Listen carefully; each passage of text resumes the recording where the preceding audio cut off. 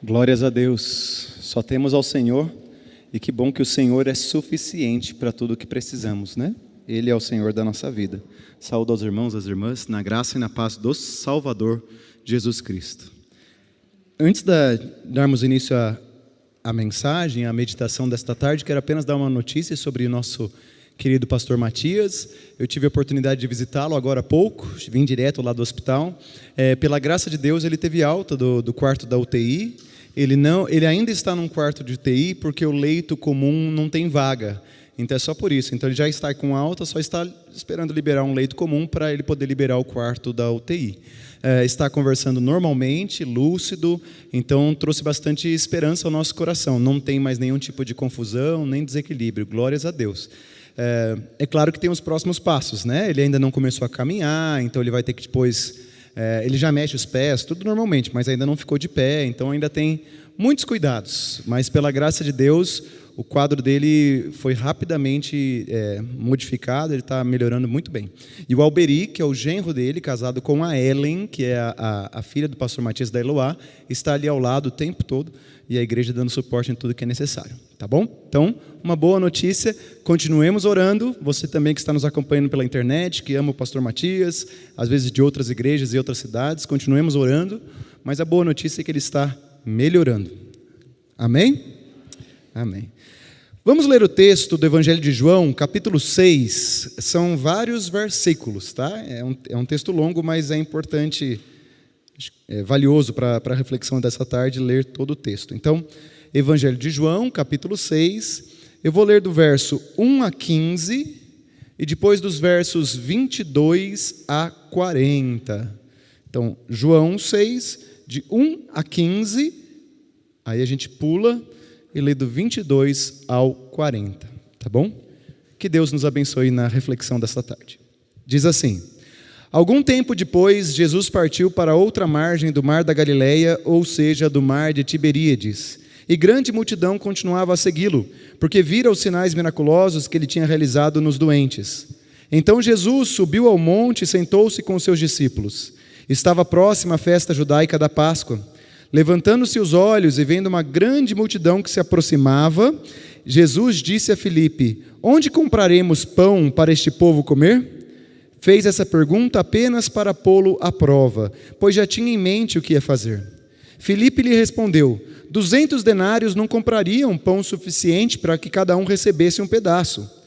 Outro discípulo, André, irmão de Simão Pedro, tomou a palavra. Aqui está um rapaz, com 5 pães de cevada e 2 peixinhos. Mas o que é isto para tanta gente? Disse Jesus: mande o povo assentar-se. Havia muita grama naquele lugar e todos se assentaram. Eram cerca de 5.000 homens. Então Jesus tomou os pães, deu graças e os repartiu entre os que estavam assentados, tanto quanto queriam, e fez o mesmo com os peixes. Depois que todos receberam o suficiente para comer, disse aos seus discípulos: ajuntem os pedaços que sobraram, que nada seja desperdiçado. Então eles os ajuntaram e encheram 12 cestos com os pedaços dos 5 pães de cevada deixados por aqueles que tinham comido. Depois de ver o sinal miraculoso que Jesus tinha realizado, o povo começou a dizer: sem dúvida, este é o profeta que devia vir ao mundo. Sabendo Jesus que pretendiam proclamá-lo rei à força, retirou-se novamente sozinho para o monte. Aqui é o verso 15. Agora vamos para o verso 22.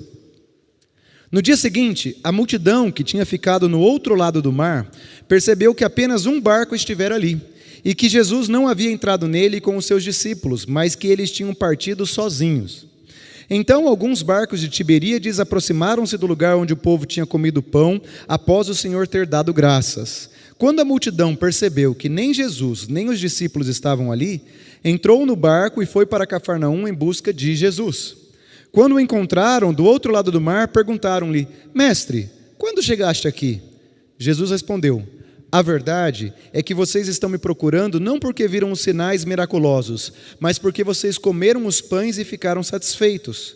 Não trabalhem pela comida que se estraga, mas pela comida que permanece para a vida eterna, a qual o Filho do Homem lhes dará. Deus, o Pai, nele colocou o seu selo de aprovação. Então perguntaram: o que precisamos fazer para realizar as obras que Deus requer?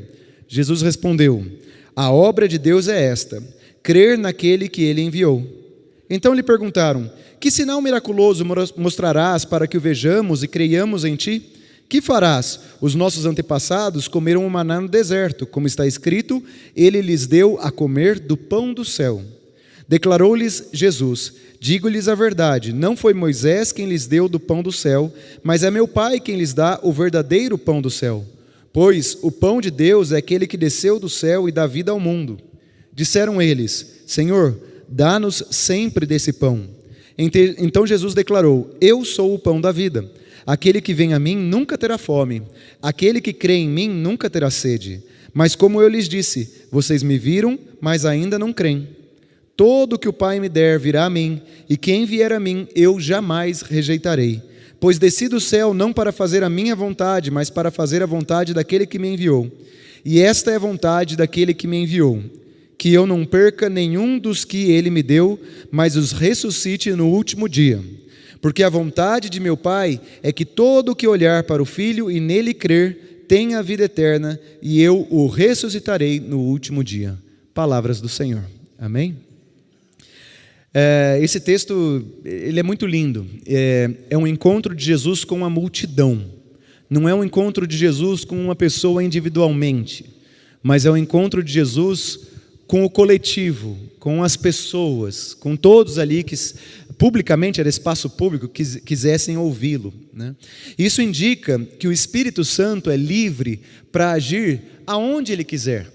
O Espírito Santo pode falar aqui numa pregação, ele pode falar numa célula, ele pode falar num café aqui na frente, ele pode falar no ensino com as crianças, ele pode falar à noite na sua casa com a família. Quem nasceu na igreja certamente já teve experiências com Jesus ou encontros com Jesus em distintos lugares e distintos momentos, seja no individual, privado, seja no coletivo. Então, experiências com Jesus, às vezes na sua leitura devocional em casa, no momento de oração com Deus, às vezes experiência de Jesus numa vigília, às vezes numa pregação de um pastor, de uma pastora, experiências. E essas experiências, elas existem porque Deus tem o desejo de se comunicar com o seu povo e com as pessoas. É do coração de Deus, é da vontade de Deus falar conosco. Você crê nisso? Ele deseja se comunicar e ele usa o próprio povo de Deus como instrumento de comunicação. E algumas terças-feiras nós estamos estudando encontros de Jesus. Até aqui foram encontros no particular. Então nós olhamos e observamos o encontro de Jesus com a mulher samaritana e com Nicodemos, encontros totalmente privativos. A mulher samaritana estava ali no poço, junto com Jesus, só os dois, diz o texto, depois que chegam os discípulos. E Nicodemos também, ele vai de noite, né, onde ninguém vê, e ele tem uma conversa, só os dois. Então, o encontro de Jesus aconteceu. O do paralítico já foi um pouco mais num lugar público. Foi o Juninho que pregou sobre o encontro de Jesus com o paralítico. Foi uma conversa particular, mas num ambiente público, entende? Então, até então eram conversas no particular e no privado. Com o paralítico foi no particular, mas na frente de bastante gente. E agora, hoje, especificamente, eu quero falar sobre esse encontro de Jesus no nível mais coletivo, no atacado, vamos dizer assim. Eu conheço pessoas que tiveram experiências com Jesus em encontros do tipo do Billy Graham. Quem aqui o ano passado foi naquele encontro da organização do Billy Graham?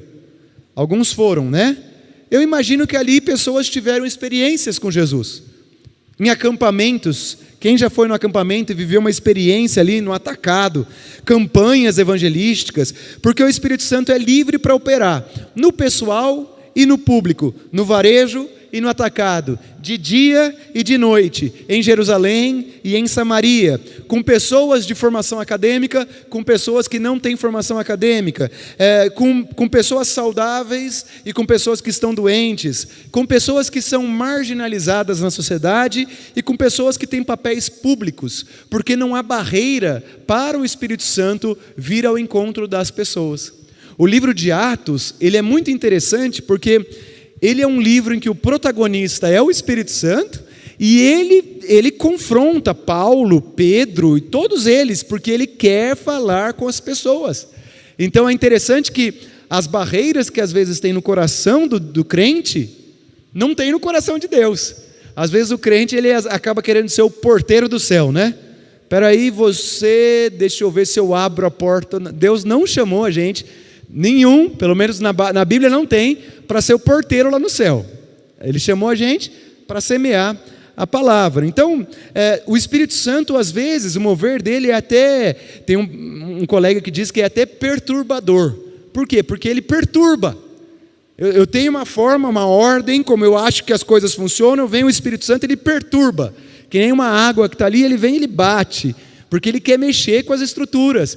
Tanto é que em Atos, a gente tem 2 grupos, mais ou menos. Tem o grupo do império, que quer impor ali as regras, e tem o grupo da diáspora, que são pessoas que a linguagem delas é a sobrevivência. Tem que sobreviver, e aí eles vão indo de cidade em cidade. O Espírito Santo, ele não tem time. Ele se revela a centuriões, a autoridades, se revela aos marginalizados, aos pobres. Ele só vai aonde ele quiser, né? E a palavra de hoje vai mostrar como Jesus, ele vai de encontro dessa vez à multidão. Então, esse texto ele é muito conhecido, ele fala da multiplicação dos pães e dos peixes. Tem 2 passagens, 2 vezes relatadas na Bíblia, que Jesus multiplica os pães e os peixes. E aí o texto que nós lemos diz que depois de ensinar ao povo a palavra de Deus, ele alimentou, Jesus, mais de 5.000 pessoas a partir de 5 pães e 2 peixes. E com esse mover sobrenatural, Jesus chamou a atenção da multidão. Porque é importante aqui dizer, para a multidão, esses pães e esses peixes foram um banquete. A gente não pode se esquecer que o povo que seguia Jesus, da Galileia, era muito, muito pobre. Eles não podiam comer até não querer mais. Eles não podiam comer peixe até não querer mais. Eles tinham contado o alimento, que muitas vezes faltava, devido à situação de pobreza daquela população. Então a gente consegue, estudando, ver na história que muitos ali morriam de desnutrição. Então quando vem Jesus e ele multiplica os pães e os peixes, e a palavra diz que eles comem o quanto eles quisessem, é um banquete, é poder comer. Eu imagino que deve ter pessoa que fala, pode repetir? Já foi o Juninho que está em acampamento, no acampamento, o adolescente que come muito, né? Pode repetir o bife? Aí a tia da cozinha vai falar assim, deixa eu ver. Pode, só uma vez, porque senão come demais. Quando as pessoas perguntavam, Jesus, pode repetir? Pode comer quanto quiser. Então é assim, é algo incrível. Só que isso que está acontecendo, o próprio texto diz que era um sinal de Deus. No verso 2 diz assim, grande multidão continuava a segui-lo porque vira os sinais miraculosos que ele tinha realizado nos doentes. Olha que interessante, a Bíblia vai chamar desse milagre um sinal. Por quê?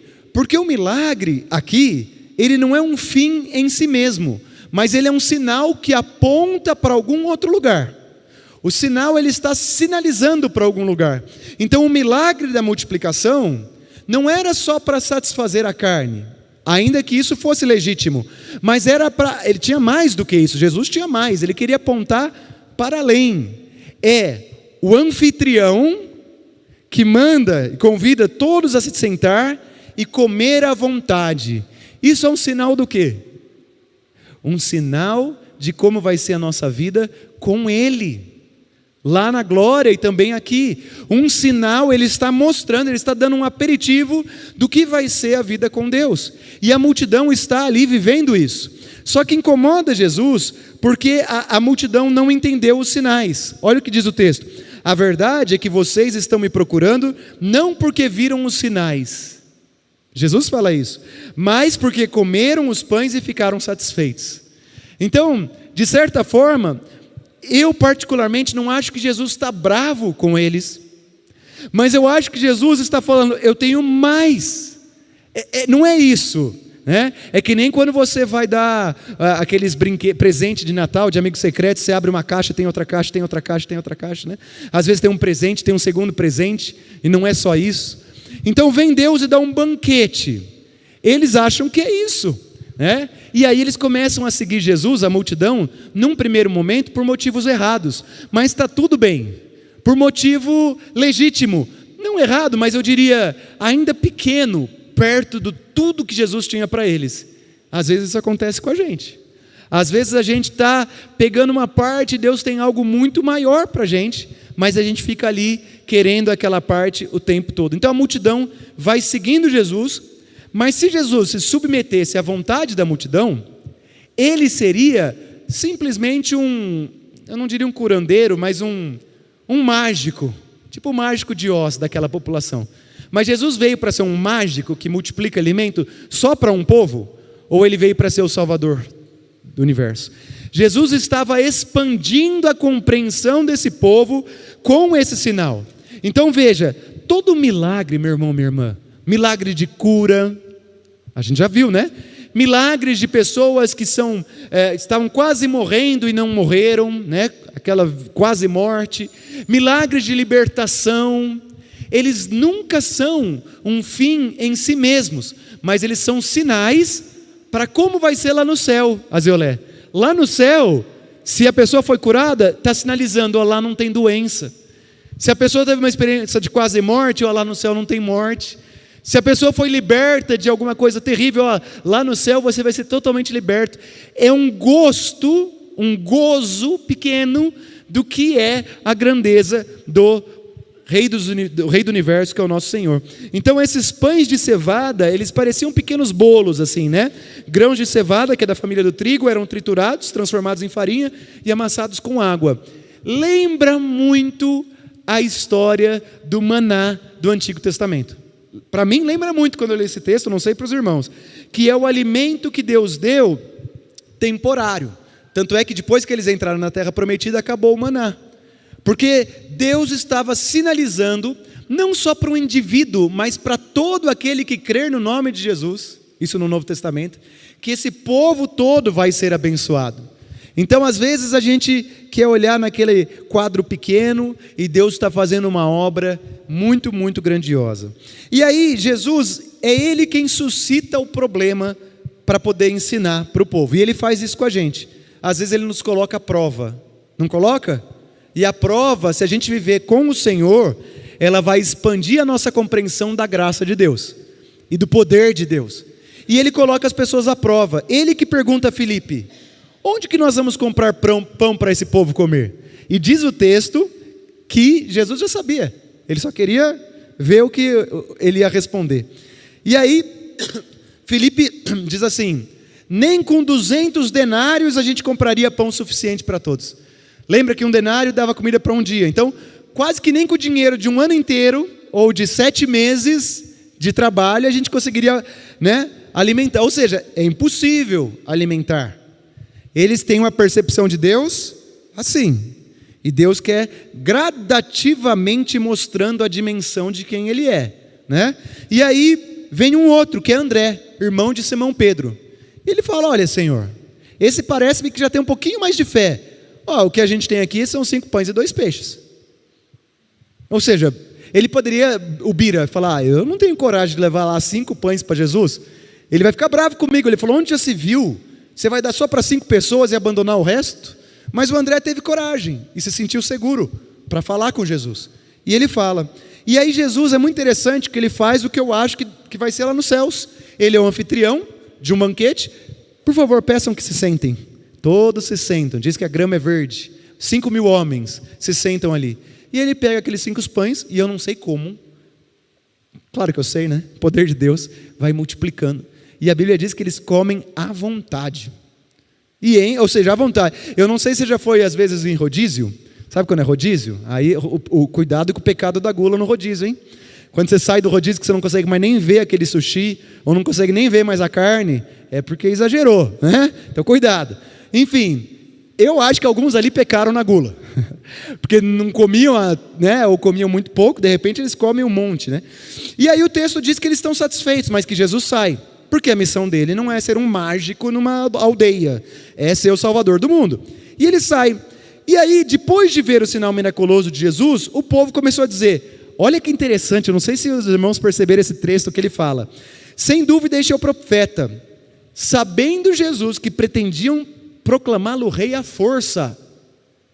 O que é proclamar Jesus à força? Contra a vontade de. Eles queriam proclamar Jesus rei à força. A força é contra a vontade do próprio Jesus. Isso de novo me lembra o Antigo Testamento, quando o povo tinha lá os juízes, que me parece que era a vontade de Deus, e o povo fala, queremos um rei, e aí Samuel, que tinha contato direto com o Senhor, falou, olha, não é isso que Deus tem, mas se é isso que vocês querem, nós vamos te dar. Então de novo parece que eles querem um rei, na mesma linha do Antigo Testamento, nem que seja a força. Olha que coisa absurda, né? A multidão nesse momento estava tão imatura ainda quanto ao que é a dimensão da fé, que eles tinham pedido um rei à força e iriam assumir essa posição, ou seja, de certa forma eles seriam senhores e Jesus teria que se submeter a uma posição de servo-rei. Se você colocou o outro à força, você é quem está impondo a sua força, e ainda que o outro tenha o título de rei, ele é submisso à minha força maior. Para quê? Para dar tudo o que eu quero. E Jesus, ele percebe isso, e o texto diz, retirou-se novamente sozinho para o monte, sabendo Jesus que pretendiam proclamá-lo rei à força, né? Então, se isso acontecesse, Jesus não teria primazia. E aqui de novo fica nesse encontro com a vida, com a multidão, porque o encontro com a vida é isso, Jesus ensinando gotas de sabedoria, de bênçãos, né? E é bênção para a gente hoje. Cuidado para não querer colocar Jesus no banco daquele, ainda que seja rei, um rei forçado. Parece contraditório, né? Porque o rei é quem tem o poder, mas ele foi colocado à força. Será que às vezes a gente não faz isso também na nossa relação com o Pai? O que é se submeter ao rei? É orar, ler a Bíblia, ser zeloso, buscar o Senhor. E às vezes tem muitos crentes, que pode ser eu, pode ser você, não nos submetemos ao Senhor, não buscamos a Ele, na hora do vamos ver, queremos falar o que Ele precisa fazer, né? Sabe o que Jesus faz nesse momento? Ele sai quietinho para o monte. Em outras palavras, eu acho que Ele olha e fala, meu filho, ainda você tem que aprender um pouquinho mais. E é o que ele está ensinando aqui, porque daí a multidão continuou seguindo, né? Porque, veja, é propósito de Deus ser o rei do universo, mas quem vai coroar Jesus como rei, é o próprio Deus, não é a vontade humana caída, né?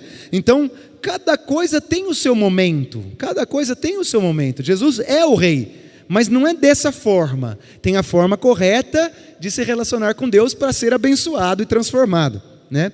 E aí, às vezes, diante de um milagre como esse da comida, ainda que seja para pessoas muito pobres, que foi o primeiro, talvez, banquete que eles viveram, a gente acaba se perdendo diante do milagre e deixando de ver o milagre como um sinal, mas querendo de fazer o milagre a nossa propriedade, né? E é isso que ele está ensinando, tem coisa muito maior, não fique apegado a esse pouquinho que eu estou oferecendo, mas morra para si mesmo, para que você viva em mim. Deus está de uma forma muito graciosa ensinando a multidão, olha que interessante. Então a gente às vezes tem pessoas que parece que tem intimidade com Deus, né? Que são bem próximos a Deus, às vezes você se sente assim, nossa, eu não me sinto assim, eu não sinto que Deus fala comigo como fala com o irmão, com a irmã, e às vezes você a vida toda ficou pensando que, será que eu tenho alguma coisa de errado? Será que eu tenho um problema? Eu quero te trazer uma palavra de graça nessa tarde. Deus fala na multidão e fala no particular, e um não é melhor do que o outro, o melhor é a palavra dele, tá? Então, todos nós temos acesso, hoje eu não trouxe a Bíblia impressa, mas a palavra de Deus, todos nós podemos ler com os amigos, está acessível, e o poder do Espírito se manifesta, o glorioso poder do Espírito. Então não se sinta menos, e às vezes até digo mais, às vezes a sua vocação é outra, a sua vocação não é dessa, para ter esse tipo de relacionamento, é para ter outro, porque no corpo de Cristo Deus usa vários tipos de pessoas para compor a dádiva e a bênção que Ele quer oferecer, né? Então se alegre com quem você é e a forma como você é, a não ser que você esteja em pecado. Aí confesse a Deus, confesse ao próximo, mas se é só o seu jeito de ser, Deus também fala à multidão, né? Ele também fala no coletivo. Ele não nos deixa sem palavra. E aí a multidão perguntou: o que precisamos fazer para realizar as obras que Deus requer? Ou seja, tá bom, eu entendi, eu não vou te forçar, rei, mas eu quero estar tudo em ordem com o Senhor para ter tudo o que eu preciso, né? Ao que Jesus respondeu: a obra de Deus é esta, crer naquele que me enviou, crer em Deus Pai, crer em Cristo Jesus, porque Ele é o verdadeiro pão de Deus que sacia a fome espiritual. Ele está, Ivanil, aumentando a compreensão, né?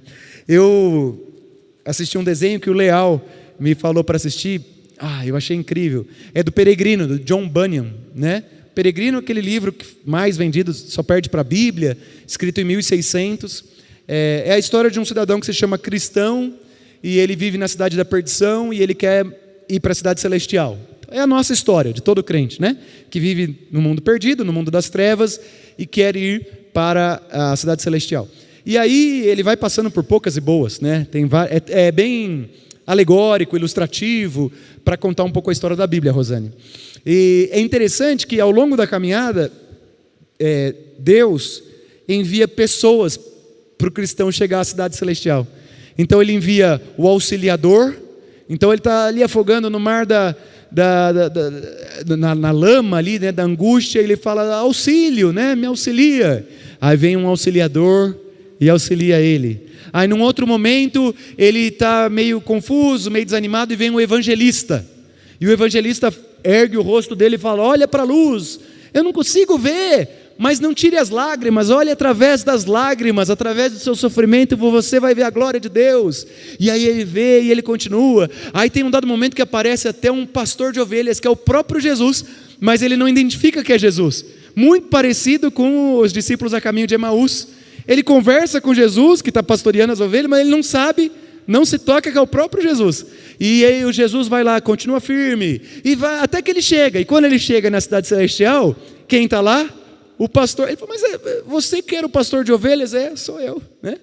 É lindo, porque nós, multidão agora falando, Deus envia, sabe? Ele envia o auxiliador, a auxiliadora, ele envia o evangelista, a evangelista, e às vezes eu ouso dizer, até com base bíblica, que ele mesmo aparece para a gente, ou anjos, e a gente não sabe que são anjos, não sabe que é o próprio Senhor, mas ele nos livrou de alguma coisa e assim nos conduziu, né? Então essa palavra é uma palavra de esperança, porque se você está aqui é porque de alguma forma você já foi tocado pelo Espírito Santo. Então a gente já está na jornada, e agora a gente tem que permanecer. Pastor Juninho pregou bastante sobre isso, que é permanecer firme. A Bíblia em todo o tempo fala sobre permanecer. Esse é o nosso grande desafio, né? Então, maior do que qualquer dificuldade que possamos enfrentar, é a fome e a sede interior que sentimos das coisas que não vemos. Para nós, né, que temos comida em casa, a gente às vezes até é fácil entender isso. Agora imagine para alguém que passa fome mesmo. Você não sabe o que é passar fome. Mas sim, a fome de Deus é a maior fome, e essa fome, ela nos é saciada pelo próprio Deus. Então quando a multidão decide, né, pelo poder do Espírito Santo, seguir a Cristo, então o próprio Jesus diz no verso 37 que Ele jamais o rejeitará. Que coisa linda, né? Olha, palavra mais linda que essa. Ele diz que Ele não vai rejeitar. Aquele que o Pai me der, eu jamais vou rejeitar. Ou seja, Ele está dizendo, Jesus está falando para a multidão: eu sou o pão da vida. Se vocês comerem de mim, não terão mais fome. Eu sou o pão da vida. Não se apeguem só a essa comida que eu dei para vocês ali, ao peixe, ao pão. Aquilo é só um sinal. Ou seja, só está apontando para uma... Eu estou ampliando a sua percepção. Se você vir a mim, eu não o rejeitarei. Então essa é a palavra de Deus nesse encontro com a multidão. Então eu não vejo tanto na minha leitura um Deus que está bravo, que está irritado, mas muito mais pedagógico, ampliando, provocando perguntas a Filipe, lá quando ele multiplicou. Tudo que Deus faz é por amor a mim e a você. tudo na nossa vida. Ah, pastor, mas tem tragédia. Tem, por causa do pecado no mundo, da queda, mas a palavra de Deus diz que em todo tempo nós devemos ser gratos a Deus, porque para aquele que ama a Deus, serve a Deus, todas as coisas cooperam para o seu crescimento, né? Então, essa é a maturidade que Jesus nos chama a ter. E a própria vida é interessante, Ivani, e agora eu vou indo para o final. A própria morte e o envelhecimento, eu vejo como um processo educativo da necessidade que a gente tem de amadurecer. Vou explicar. Minha mãe já morreu, então eu já não tenho um apoio materno junto a mim, né? Meu pai tem Parkinson, já dá sinais de fraqueza, enfim, o envelhecimento, né? As células vão morrendo. E aí, se eu continuo aquele menino de 18 anos, 17 anos, agora, não em termos de idade cronológica, mas de espiritualidade, de experiências com Deus, está claro que aquilo que me sustenta, que é externo a mim e que é do mundo, está falindo, entende? Está falindo, a saúde, não tem jeito nesse mundo. Está claro que está sucumbindo. Eu estou vendo a própria forma como a morte vai se aproximando à medida que a gente vai envelhecendo. Então, de duas uma, ou eu vou ficar mimado e procurando outros lugares para me sustentar, ou eu vou falar, Senhor, transforma tudo na minha vida. E aí Deus usa. Aqui em Curitiba, ano passado, eu fui profundamente confrontado por Deus diversas vezes, de sentir vergonha às vezes e falar, é verdade, eu preciso rever a minha caminhada. E aí, essas confrontações que vêm dos próprios membros da igreja, de amigos, elas no primeiro momento me incomodam, me perturbam, mas ao mesmo tempo estão provocando uma expansão da minha compreensão do que é Deus, da grandeza de Deus, do que Ele pode fazer em mim, através de mim, na vida das pessoas. E isso no domingo eu falei, vai me tornando mais cascudo assim para a vida, sabe? Cascudo no sentido de que eu não me firo mais tão fácil com as coisas, porque o poder de Deus está se manifestando em mim. Então Paulo e Silas, quando cantam na prisão, é porque eles já tinham passado por várias experiências estrondosas com Deus, que permitiram eles terem essa capacidade, pela graça de Deus, de cantar na prisão. Quando Davi vai lá e decide enfrentar Golias, a palavra diz que ele já lutou com leão e ursos para cuidar das ovelhas em obediência ao pai, e de noite ele ficava escrevendo poesias com Deus. Quantas experiências vocês acham que Davi não teve naquelas noites de luar com o Senhor Deus? Quanta coisa que não está narrada, que ele deve ter vivido como jovenzinho, que foi fazendo ele perceber a grandeza desse Deus. E aí quando o problema real surge, que é Golias, ele não tem mais o que pensar, ele só vai. Mas ele vai porque ele está sendo transformado por dentro. Ele vai porque ele já viveu experiências maravilhosas, assim, né? Então, quando eu olho irmãos da igreja, irmãs, que eu vejo pessoas maravilhosas em Deus, eu tenho uma escolha, né? Ou ficar mal comigo mesmo, porque eu não consigo ser que nem aquele outro, ou invejar, ou falar, Senhor, eu quero mais, eu quero estar mais perto dessas pessoas, eu quero aprender mais, eu desejo viver tudo que o Senhor tem para mim aqui. Tem uma história, acho que eu já contei aqui uma vez, que é uma historinha, né? Que uma vez o seu José morreu, e aí o seu José está lá no céu, passeando, vendo a vida dele, tipo num galpão assim, né? E aí o anjo que está levando lá o seu José, ele mostra uma caixa, né? E o seu José, olha uma caixa bonita, ele queria ver hoje. Não, vamos continuar. Não, vamos continuar. O anjo querendo tirar ele de ver a caixa. É uma historinha só, tá? E aí ele falou, não, eu quero ver essa caixa. Então tá bom. Aí o anjo abre e fala, o que é isso? Ele fala, é tudo que Deus tinha para você na vida, mas que você nunca pediu, que você nunca procurou. Ele tinha tudo isso, eu não queria que você visse, porque isso pode trazer algum tipo de tristeza para você, né? É uma historinha, mas é de se pensar, né? Eu quero ter tudo que Deus deseja que eu viva, seja aquilo que for. Então, ao satisfazer a fome da multidão, Jesus estava querendo mostrar sua intenção de algo ainda maior, de satisfazer todas as necessidades humanas. Para que isso ficasse mais claro ainda, ele afirmou que ele é o pão que desceu do céu e que só ele pode dar a vida e sustentar o mundo. Isso no verso 33. Embora as pessoas que o ouviam pedissem desse pão, dizendo, Senhor, dá-nos desse pão, eles nunca poderiam recebê-los porque não estavam dispostos a crer nele. Eles só receberiam se crescem nele, porque no verso 36 ele deixa claro que o que cabe a nós é crer naquele que o enviou, que é o Deus Pai. Então assim, o encontro com Jesus é sempre maravilhoso.